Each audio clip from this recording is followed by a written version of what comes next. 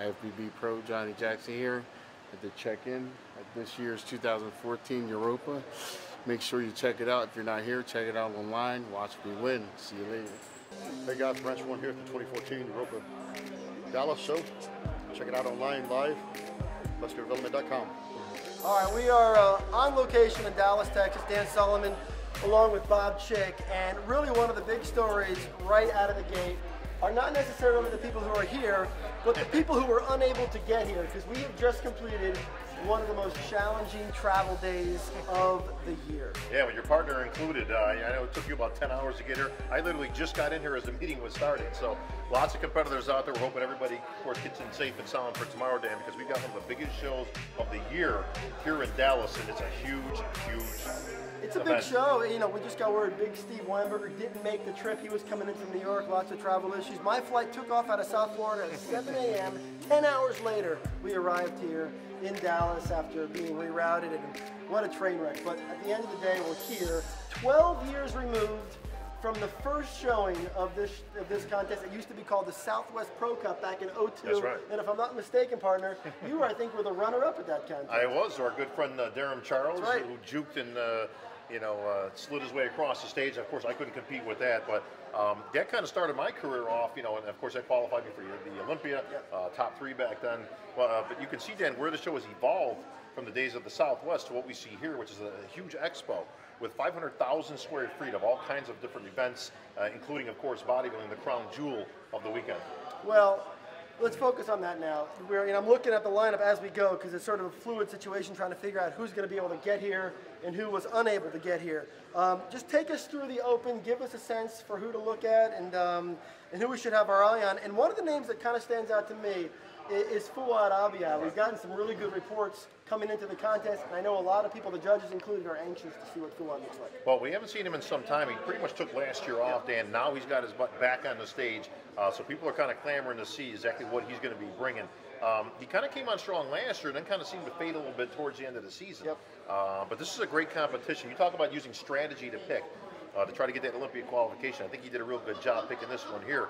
But he's got some competition. You've got some big names in here, including Bill Wilmore, Sergey Selostov, another guy we haven't seen in about a year. And speaking of strategy and picking contests, who would have thought a couple years ago that a guy named Branch Warren would have chosen to compete in this contest? But that's kind of where Branch Warren is at right now. And this is sort of a redemption opportunity and a chance for him to pick up a win. Well, tag team combination, you got Branch and his partner Johnny Jackson, both in this show.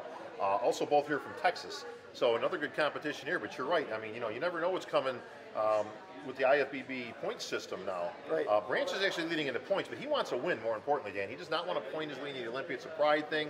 He's been a veteran. He's been on the Olympia stage, I don't know, 8, 9, 10 times now. But there's a lot on the line for Branch here. I mean, he does not want to come out here with points. He doesn't want to lose his competition. I would obviously think, based on the Olympia qualifications in his past, and he would be the favorite here. But I was in Pittsburgh last week, and they were guest posing. Branch was in good shape, but he needed to tighten up a little bit from last week to this week. And of course, Dallas, Texas is Branch Warren's backyard, so the fans will be behind him this weekend over in the 212.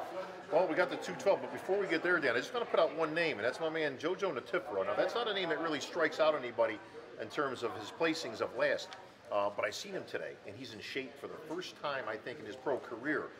Arms are looking big. He was actually going to go into 212. I don't think he was going to quite make that, but man, he is jacked up. And I tell you what, there's a dark horse pick. I'm going to go with my man JoJo for the Open.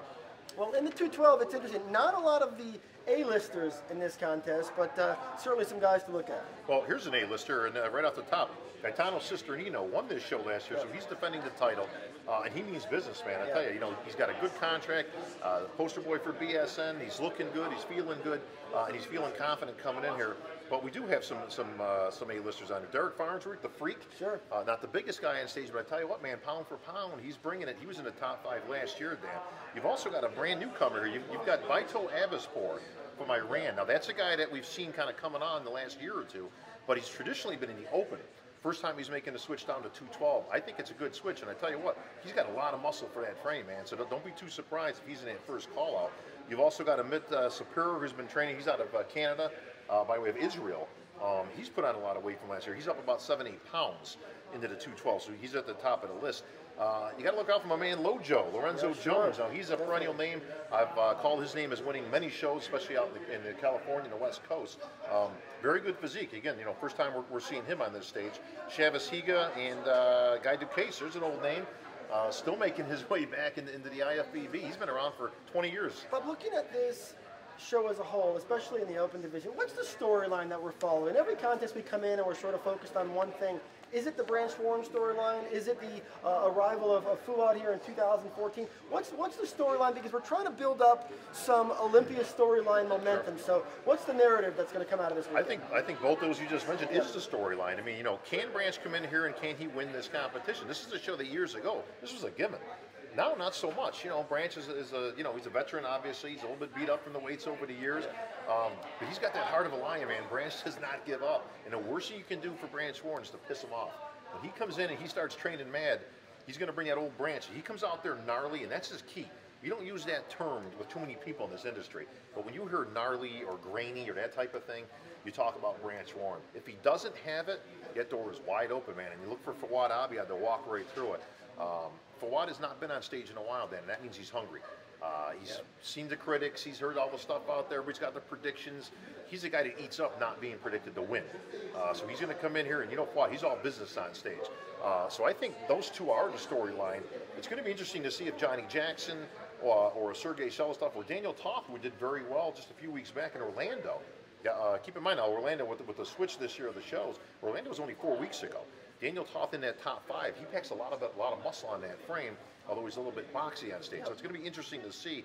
And Eddie Wilson also was in that top 5 last month in Orlando. So you got 2 top 5 finishers from just 4 weeks ago putting their hat in here. The question is, can one of the newcomers come in here and upset a Branch Warren or a Fuad Abiyad? Or do we get my dark horse pick, Jojo Natifero? Again, not a name on everybody's radar, but I'm telling you, I just saw this guy at the weigh-ins. Don't be surprised if he's in the first call-up. Well, this lineup, in all the divisions, it really represents a huge opportunity for a lot of guys coming into this thing. This contest started a dozen years ago as an afterthought in Arlington, Texas, and Ed and Betty Pariso have grown it to really one of the crowned jewels on the pro schedule each year. And Dan, we'd be remiss, once again, to use that phrase.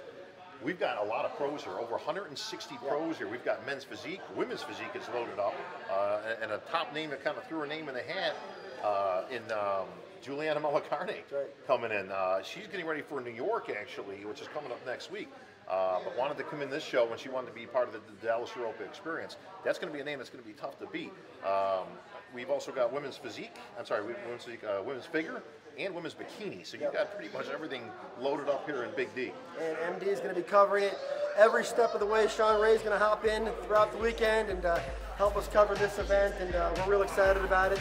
The fans are finally starting to make their way into town along with the athletes as the weather clears. Tornadoes were literally coming through just a few hours ago. Trees were being blown over. There was even a big an image that somebody had blasted on social media of a tree branch, the size of you, and I thought maybe that's an omen for Branch Warren. I don't know. It could be the branch connection there, but I'll tell you what, there was a hurricane blowing through the MD sites the last couple of weeks, Dan. After Brazil, you saw the boards light up. Of course, I was right in the mix there. People thinking Lionel actually should have won. Steve Kupo should have been 10th. I mean, this guy, I still got Kupo winning this show, and he's not even in it.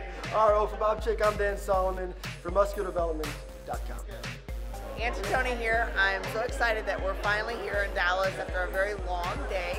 But I decided to jump into Dallas last Saturday. It's been a really tough week, but it's been well worth it.